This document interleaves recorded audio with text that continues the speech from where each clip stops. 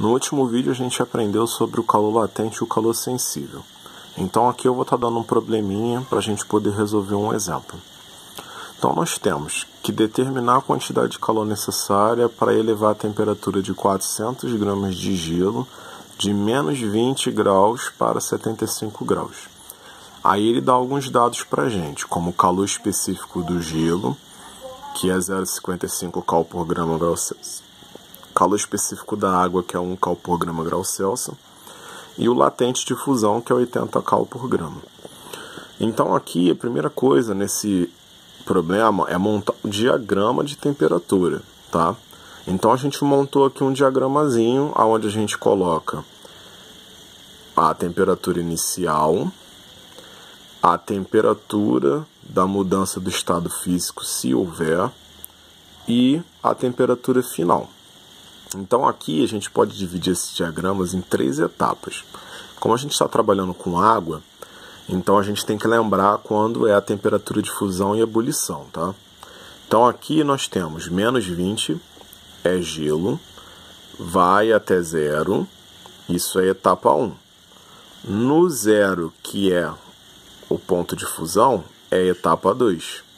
E do 0 até 75 é etapa 3. Tá vendo? Tá separado aqui. Por que a gente separou em 3 etapas? Porque cada uma dessas etapas vai ser um calor diferente. Na primeira etapa, que é de menos 20 até 0, não há mudança de estado físico, então vai ser o calor sensível. Na segunda etapa, que é no ponto de fusão, existe a mudança de estado físico. Então, é a segunda etapa, vai ser o calor latente. Na terceira etapa, que é de 0 até 75, não existe mudança de estado físico, então é calor sensível. Aí eu vou ter calor sensível, calor latente, calor sensível novamente.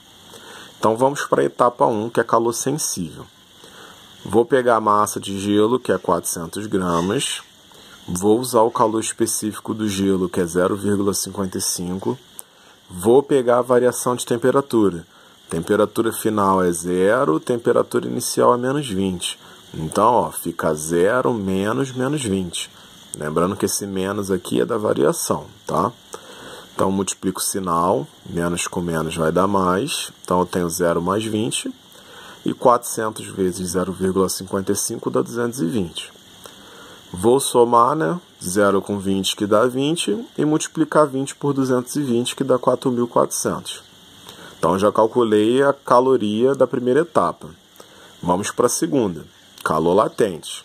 Então, eu tenho os mesmos 400 gramas de gelo.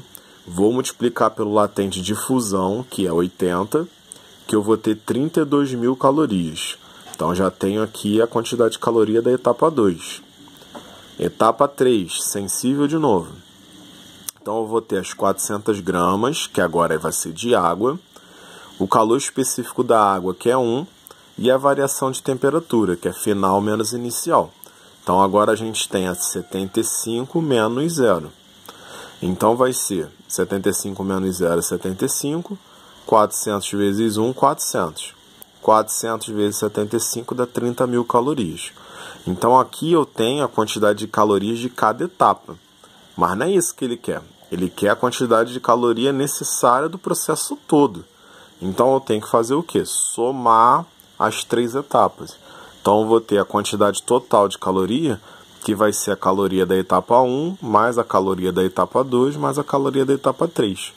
Então, eu vou somar 4.400 com 32.000, mais 30.000, que vai dar 66.400 calorias no total. Então, eu vou precisar dessa quantidade de caloria para poder